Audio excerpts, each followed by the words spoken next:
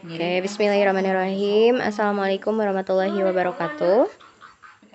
Waalaikumsalam warahmatullahi wabarakatuh. Sebelumnya, perkenalkan nama saya Debi Desta Mustopa. Pada kesempatan kali ini, saya akan mempresentasikan tugas mata kuliah perilaku konsumen, yaitu materi yang pertama tentang pengolahan informasi dalam perilaku konsumen. Nah, dalam kehidupan modern, konsumen terus menerima berbagai informasi dari iklan, media sosial, ulasan online, dan pengalaman pribadi. Namun, tidak semua informasi tersebut benar-benar diproses dan mempengaruhi keputusan pembelian. Pengolahan informasi menjelaskan bagaimana konsumen menyaring dan memahami informasi tersebut. Pengertian pengolahan informasi.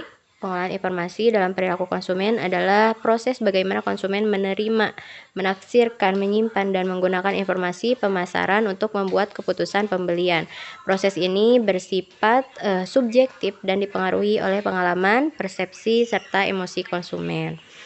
Pentingnya pengolahan informasi, yaitu pengolahan informasi penting karena pertama, menjelaskan perbedaan keputusan antar konsumen. Yang kedua, menentukan efektivitas iklan dan promosi. Yang ketiga, mempengaruhi sikap dan loyalitas terhadap merek. Dan yang keempat, menjadi dasar strategi pemasaran yang tepat. Selanjutnya, sumber informasi konsumen. Konsumen memperoleh informasi dari pertama, sumber internal, yaitu pengalaman dan ingatan pribadi. Yang kedua, sumber eksternal, yaitu iklan, media sosial, ulasan konsumen, rekomendasi teman dan keluarga. Jadi, setiap sumber memiliki tingkatan kepercayaan yang berbeda bagi konsumen. Selanjutnya, ada tahapan pengolahan informasi. Tahapan utama pengolahan informasi konsumen meliputi yang pertama ada paparan atau exposure, yang kedua ada perhatian atau attention, yang ketiga ada pemahaman atau comprehension, yang ketiga ada penerimaan atau acceptance, yang kelima ada penyimpanan atau retention. Selanjutnya, persepsi dan keterbatasan konsumen. Persepsi mempengaruhi cara konsumen menafsirkan informasi. Selain itu, konsumen memiliki keterbatasan seperti waktu, kapasitas berpikir, dan informasi yang berlebihan, sehingga sering menggunakan jalan pintas mental dalam pengambilan keputusan. Selanjutnya, ada pengolahan informasi dan keputusan pembelian. Informasi yang berhasil diproses akan mempengaruhi pertama, pengenalan kebutuhan, kedua, evaluasi alternatif, yang ketiga, keputusan pembelian, yang keempat, perilaku pasca pembelian, serta pengolahan informasi menjadi penghubung antara stimulus pemasaran dan tingkatan konsumen. Selanjutnya, contoh kasus. Contoh kasusnya, seorang konsumen melihat iklan produk di media sosial, terus membaca ulasan penggunaan dan menerima rekomendasi dari teman. Setelah memproses informasi tersebut, konsumen memutuskan untuk membeli produk yang dianggap paling sesuai dengan kebutuhannya. Lalu kesimpulannya, pengolahan informasi merupakan proses penting dalam perilaku konsumen. Melalui proses ini, konsumen menyaring dan menafsirkan informasi sebelum mengambil keputusan pembelian. Pemahaman terhadap pengolahan informasi membantu pemasaran merancang strategis komunikasi yang lebih efektif. Mungkin cukup sekian di materi pertama yang bisa saya sampaikan. Apakah ada pertanyaan, Kang Lutfi, atau sudah cukup jelas? Sudah cukup jelas. Baik, kita langsung mulai ke materi kedua aja ya, Kang Lutfi ya? Ya. Oke.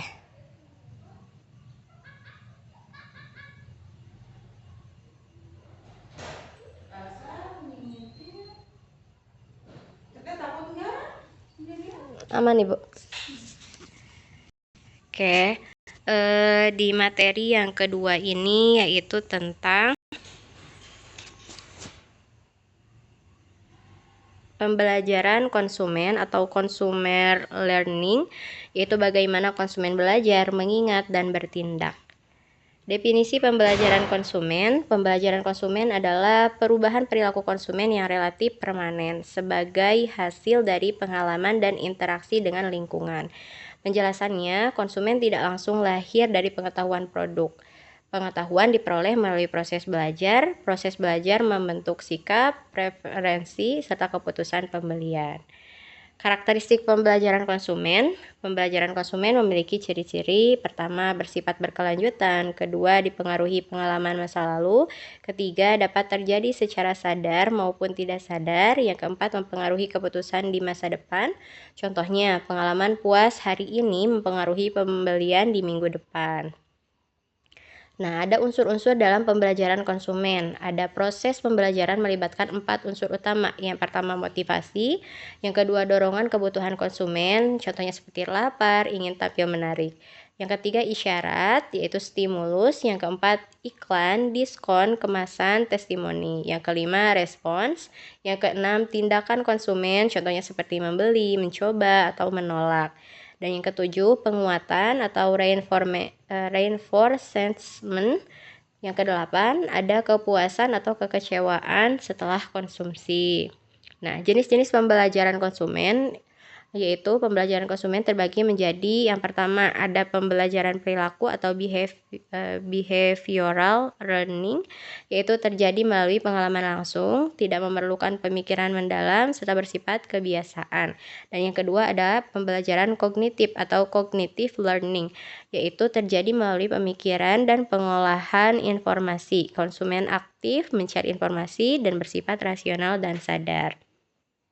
Pembelajaran perilaku secara mendalam.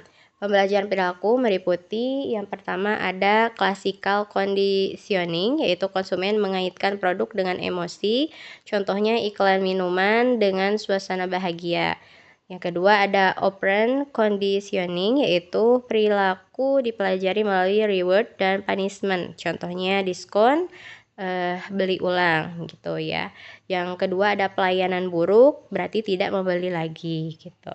Nah, pembelajaran kognitif secara mendalam. Pembelajaran kognitif menekankan pada: pertama, pemahaman; kedua, penilaian; ketiga, pengambilan keputusan. Contoh aktivitas kognitif yaitu: pertama, membandingkan harga; yang kedua, membaca review; yang ketiga, menonton ulasan produk.